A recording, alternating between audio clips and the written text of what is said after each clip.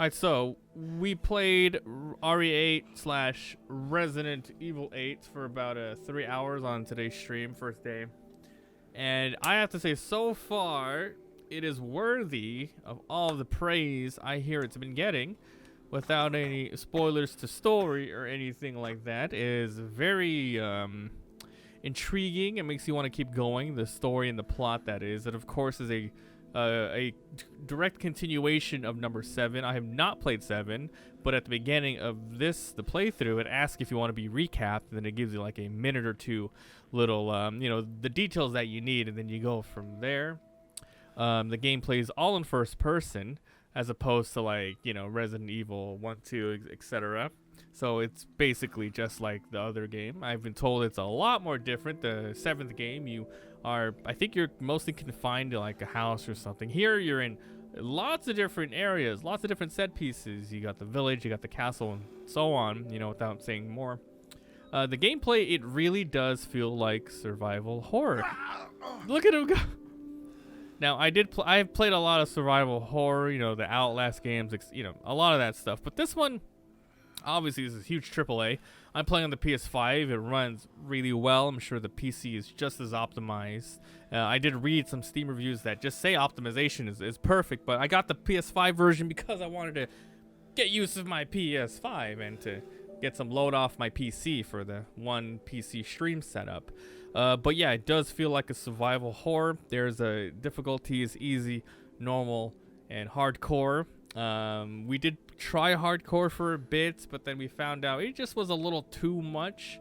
Obviously, if you want the craziest challenge, go for it. But from what I've seen, you get less resources, such as ammo and stuff. Enemies seemed more smarter on hardcore, but I didn't play enough of hardcore to try that. But they definitely wore more bullet spongy, more hits to kill them, and they do more damage to you. So if that's what you want, feel free to do that. You can switch during. If you get too beat up, it'll say if you want to turn down difficulty, but I don't know if you can go upwards after that, so be wary of that. So this game feels really good. You're not some crazy fast Call of Duty action-packed stuff. You are very vulnerable. You have a block button, but even if you get hit, it takes away a chunk of your life. And of course, you got to get resources, meds, and you have to really make sure you use your heals in the right spots. Don't shoot everybody. If you do shoot them, make sure you don't miss, etc. We are using a PS5 controller, and there were some settings I recommend. Take off the camera wobble, and also turn off the aim acceleration. And really, I think you definitely turn off aim assist. Aim assist might be good in like little Twitch games, like Twitch snap games like Call of Duty. But here, you don't really need that. It's more meticulous, and you want to make sure when you snap in like this, it doesn't like jerk you around. You want to be in control on your shots, so you want to be able to do that. So I really recommend doing that, unless you're playing on PC. Then easy peasy, use keyboard and mouse.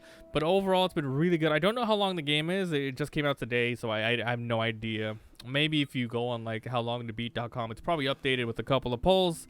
But so far, so good. And they have this guy here, so there are upgrades you could upgrade. You can find weapons, you could upgrade them. You sell things you find. You can buy recipes for new things.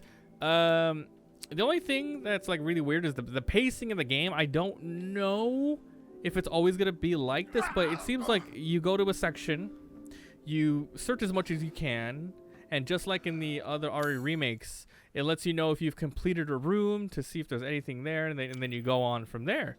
But then there's a lot of places that are just inaccessible as you keep going. And I don't know if you're going to be revisiting those or how soon. It seems like there's like a big chase scene, collect your stuff, or maybe you miss it forever. Once again, I don't know yet because we're not crazy far into it. But it seems like you might want to see and look for things right away. But there are some clues that lead me to believe I will be going back to those spots at a later date, at a later time in the game. Such as inaccessible lockpicks and stuff, which you could probably get later. So yeah, this game is really good as a first impressions. I'm very excited to play it. It's a little scary, it's creepy, but it's nothing you haven't seen before, definitely.